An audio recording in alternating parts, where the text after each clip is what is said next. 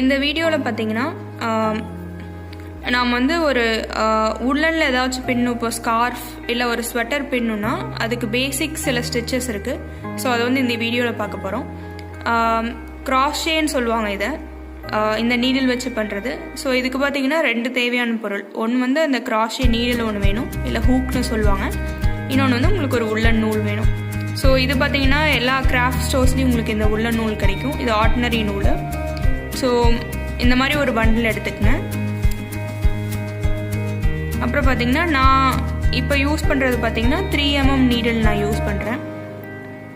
So இதுவே இந்த நூலுக்கு வந்து இந்த நூலோட திக்னஸ்க்கு வந்து இது சஃபிஷியண்ட்டாக இருக்கும் உங்களுக்கு. ஸோ ஃபஸ்ட்டு பேசிக்கான ஸ்டிச் பார்த்தீங்கன்னா உங்களுக்கு வந்து ஸ்லிப் நாட்டுன்னு சொல்லுவாங்க. ஸோ ஒரு முடிச்சு தான் இது. இது வந்து உருவாஞ்சுருக்குன்னு கூட உங்களுக்கு சொல்லுவாங்க. ஸோ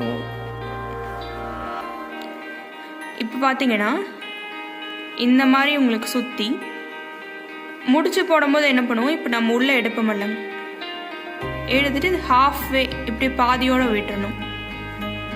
ஸோ பார்த்தீங்கன்னா இந்த கேப்பை வந்து நம்ம அட்ஜஸ்ட் பண்ணிக்க முடியும் இந்த மாதிரி இழுத்திங்கன்னா. ஸோ இதுக்கப்புறம் இதுதான் உங்களுக்கு வந்து ஸ்லிப் நாட்னு சொல்லுவாங்க. நான் திருப்பி போட்டு காமிக்கிற பாருங்கள். இது வந்து இந்த மாதிரி எடுத்திங்கன்னா அந்த சுருக்கு போயிடும். ஸோ முடிச்சு போடுற மாதிரி இப்படி பண்ணணும். நம்ம பண்ணிவிட்டு இதை வந்து கீழே விட்டு மேலே எடுத்து இந்த த்ரெட்டை விட்டுறக்கூடாது. ஸோ இந்த மாதிரி போடணும்.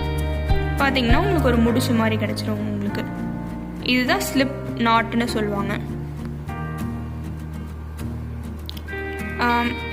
இந்த நாட்டை வந்து ஒரு 2-3 தடவை போட்டு பார்த்தீங்கன்னா ப்ராக்டிஸ் பண்ணிங்கன்னா வந்துடும். திருப்பி போட்டு காமிக்கிறேன். ஸோ ஒரு முடிச்சு போடுறாப்புல போடணும். நீங்கள் போட்டு இதை அடியிலேருந்து விட்டு மேலே எடுக்கணும்.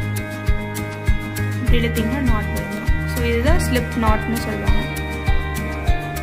2-3 தடவை ப்ராக்டிஸ் பண்ணி பாருங்கள்.